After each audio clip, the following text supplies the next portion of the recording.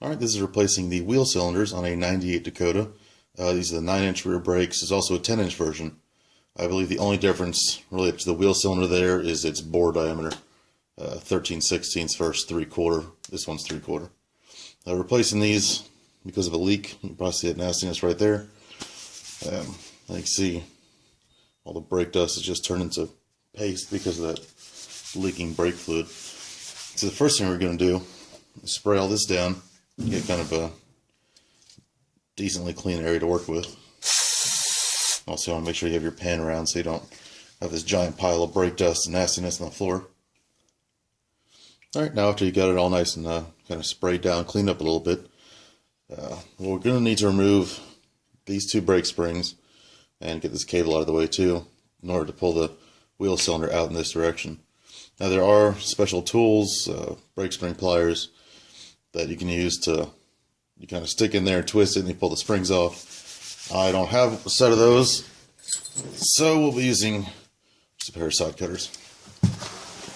This is a relatively easy way, just not quite as easy as the proper tool. So first I'm going to grab this one.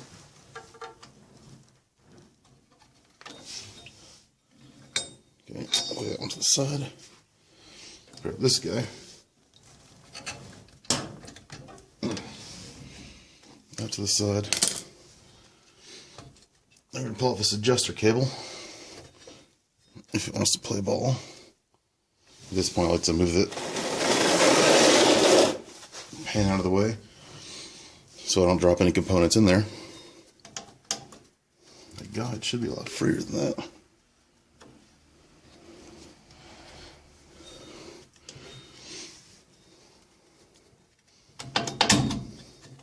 There we go. Let's go ahead and remove this guide plate. Probably kind of stuck on there. Now we're just going to kind of spread the shoes a little bit. Just enough to give us some room to get that wheel cylinder out. Alright, now that you're all done up here, got your shoes nice and loose, we're going to go to the back side of the backing plate and remove the brake line and the two mounting bolts for the wheel cylinder. Alright, so we're going to be removing this brake line and the two bolts that hold the wheel cylinder to the backing plate. All these are going to be 3/8. Ideally on this nut you should be using a flare nut wrench or a line wrench. I don't have any standard line wrenches around and my 10mm doesn't quite fit, so I'm just using a standard open end 3/8 wrench. I've already broken it loose. I've already cleaned up kind of the rust that was on there. If this nut is turning, if you turn this nut and the line starts turning with it, you definitely want to be careful there because you could spin this line right off and just kind of break it. Then you have to replace your brake line. If you kind of work at it and get some penetrant in there, usually they'll break free. If not, you can get out a torch and try heating it up and see how that works. But sometimes it works, sometimes not. In my case, I kind of got lucky. So we're going to go ahead and back that brake line nut off.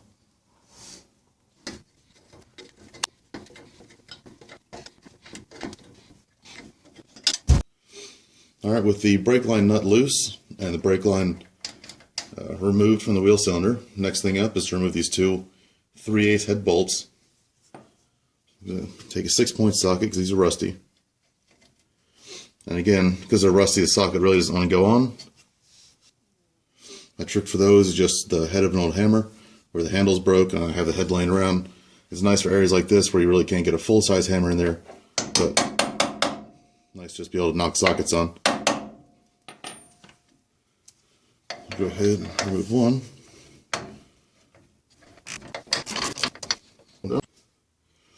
As you may be able to see, the brake line is leaking because obviously the line's loose. I'm not too worried about it because the job doesn't take that long. We're not going to lose too much brake fluid, and I know the master's got a good amount in there, so I'm not going to worry about it. So, second bolt. Alright. You can see they're not very large bolts. They're just long enough to bolt the wheel cylinder to the backing plate. Alright, so now we're going to come back up front. Alright, sometimes they can be kind of stuck in there. You may need a little bit of persuasion to kind of come loose. There we go. So now the trick is just to find a place or a position in which you can sneak this guy out. There we go. So you can see, as far as diagnosing this, I had a poor brake pedal and was losing brake fluid. Then you come back here and just kind of peel this dust cap back, and that's all it is. This isn't an actual seal. This is just a dust boot.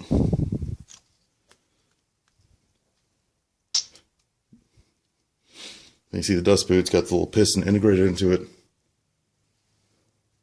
But anyway, I pulled that back and you see all this nasty. We're going to be flushing the brake fluid in this truck also. Alright, so now that you got your wheel cylinder out, get a replacement part. This is wherever the part number printed here, W610166. In reality, it's WCA 610166. But it was like $12 in advance. And you can see, you just have a plug right there for your brake line. Get rid of that.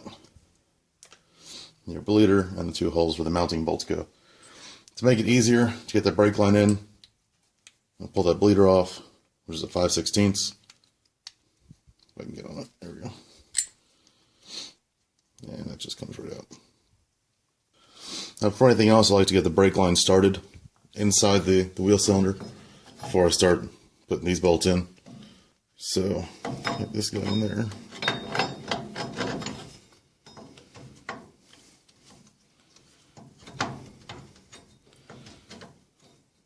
Get lined up and start threading that brake line in. Sometimes the hardest part of working on the brakes, hydraulics, is just trying to get a hard line threaded into a part. So I'm going to go ahead and get this started, and then we'll switch around to the back side again.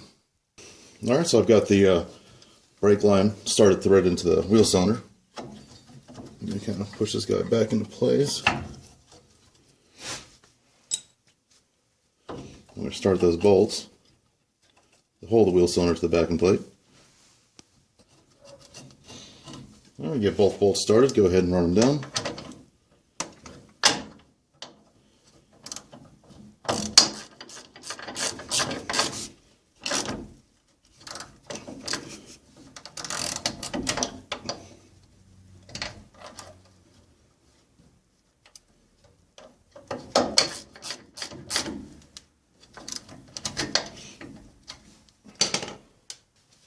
And you go ahead and finish tightening your brake line down.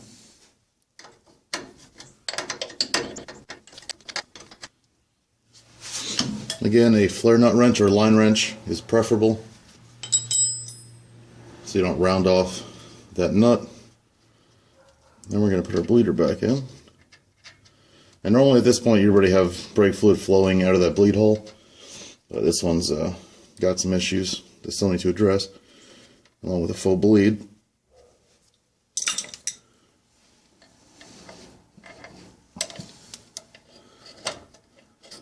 Tighten that back up. Alright, now we're back up front, and we just need to basically put everything back together. So, watch your park and brake strut. Make sure it's lined up on both sides. It can cause you some trouble. Put your little guide plate back on.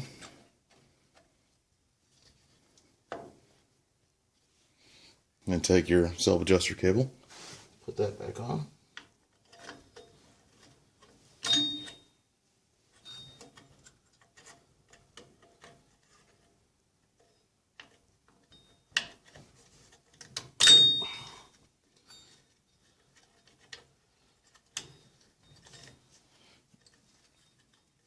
Make sure you run around the guide plate.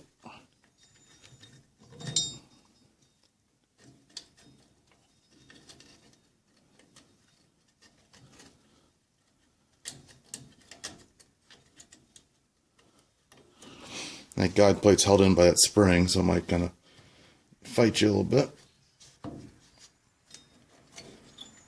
There we go. And next up is this spring that holds the guide plate in.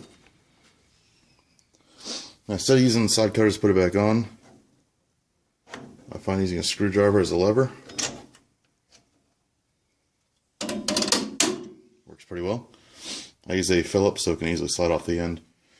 The flatheads, from my experience, tends to get caught up. So when we lever, make sure that works. Everything's good there.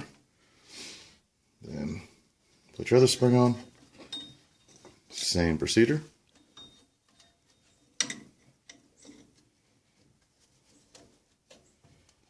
And keep in mind, working with drum brake springs, they are under a fair bit of tension, so safety glasses would be a good idea. Alright, now that you got your new wheel cylinder in, and your brakes and springs and everything back together, throw your drum back on, and go ahead and bleed it like you would anything else. Shouldn't take that long. There's not really much going on here, so yeah, pretty simple system, the wheel cylinder. And yeah, altogether that's it. That's replacing the wheel cylinders in your '98 Dakota.